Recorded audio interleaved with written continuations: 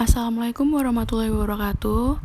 Kami dari kelompok terakhir akan mempresentasikan tentang pengelolaan database.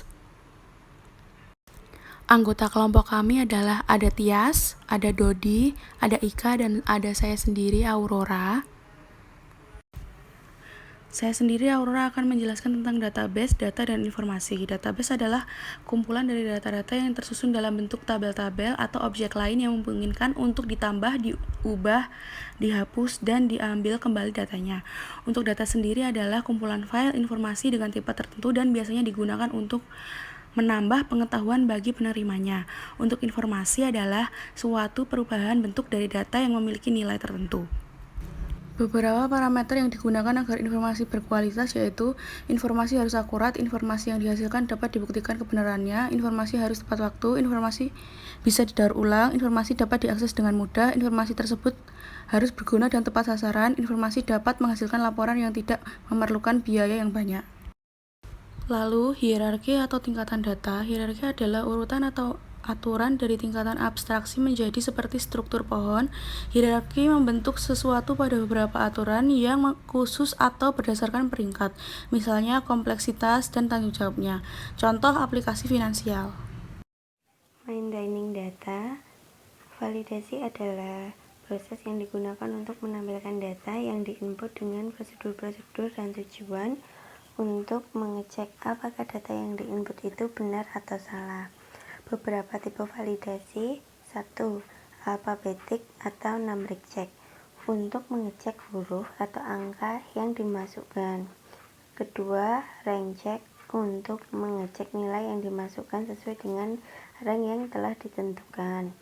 Ketiga, konsistensi check untuk mengecek data yang diinput apakah konsistensi atau tidak. Keempat, completeness check untuk mengecek kelengkapan data yang dimasukkan. Kelima, ada cek digit yaitu untuk mengecek keunikan primary key yang dimasukkan. Pengelolaan sistem database. Ada 1. Data dictionary, 2. Database management system, ketiga access privilege, keempat database management system juga menyediakan beberapa teknik untuk mengembalikan database jika database tersebut hilang atau rusak. Saya dari Nugroho. Di sini saya akan menjelaskan tentang relational, object oriented, dan multidimensional database. Model data adalah bagaimana database menyusun, menyimpan, dan mengelola data-datanya. Yang pertama, relational database adalah model data yang menyimpan data dalam bentuk tabel yang terdiri dari baris dan kolom, yakni primary key adalah field yang menjadi identitas dari baris dalam sebuah tabel. Yang kedua, relationship, hubungan antar data. Ketiga adalah SQL, Structured Query Language, adalah bahasa programan yang digunakan untuk mengelola data dalam database berupa memasukkan data, menghapus data, mengupdate data, dan membaca data. Yang kedua adalah OODB atau Object Oriented Language, adalah model data yang menyimpan data dalam bentuk objek-objek. Contoh adalah database video. Keunggulan dari OODB yaitu yang pertama memiliki banyak jenis tipe data yang disimpan. Kedua, dapat mengakses data dengan cepat dibandingkan relational database.